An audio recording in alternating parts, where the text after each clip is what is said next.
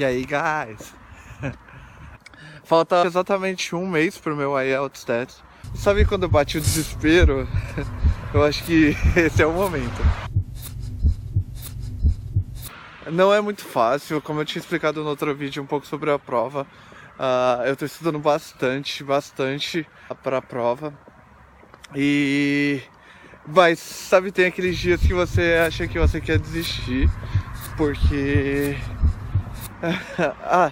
é muito difícil. Hoje, por exemplo, na sala, eu tava com vontade de pegar, fechar meu livro, fechar tudo, sair correndo e falar assim, chega, this is not for me, porque é muito difícil.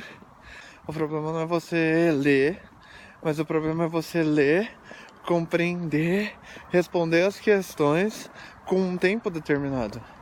É a minha maior dificuldade. E se eu não tiver uma boa nota, assim, fica bem complicado para você aplicar para uma universidade. As universidades aqui, elas pedem no mínimo 6,5 na média geral da prova. Em todos os pontos que você é testado, que é reading, speaking, writing, e você não pode ter menos que 6 em nenhum das coisas. Então imagina que eu tirei, por exemplo, 7 no speaking, 7 no reading, mas no listening eu tirei 5,5. Eu não posso aplicar para uma universidade com essa pontuação.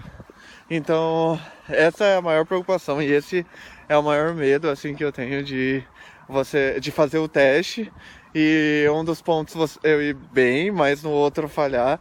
Isso vai pedir e tal, e é bem caro, custa 200 euros a prova, e é todo um sacrifício que você tem feito e você não quer se decepcionar no final.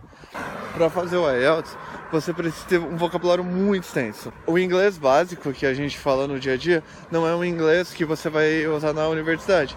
Então, por exemplo, você tem que usar os conectores como however, therefore, first of all, to begin. Lá na sala a gente está tendo várias técnicas para aprender, por exemplo, do writing. Ele é dividido em duas partes, então eu tenho o Task 1 e o Task 2. No Task 1, eles vão me dar, tipo, gráficos para eu escrever sobre o gráfico. Então vai dar, por exemplo, um gráfico lá, eu tenho que descrever o gráfico usando esse mesmo padrão, por exemplo, a introdução, body 1, body 2, e aí um overview, que o overview não é uma conclusão. Eu tenho que falar sobre os dois parágrafos, dando um overview de tudo que está no gráfico, mas não é uma conclusão. E o body 1, body 2, eu vou colocar as informações só no gráfico. Como eu vou descrever esse gráfico? Descrever de uma forma como se eu tenho que imaginar que a pessoa que vai ler o texto não sabe ler um gráfico, então ela precisa do texto para entender o gráfico, entendeu? E a segunda parte do written na prova é uma essay, que é uma redação.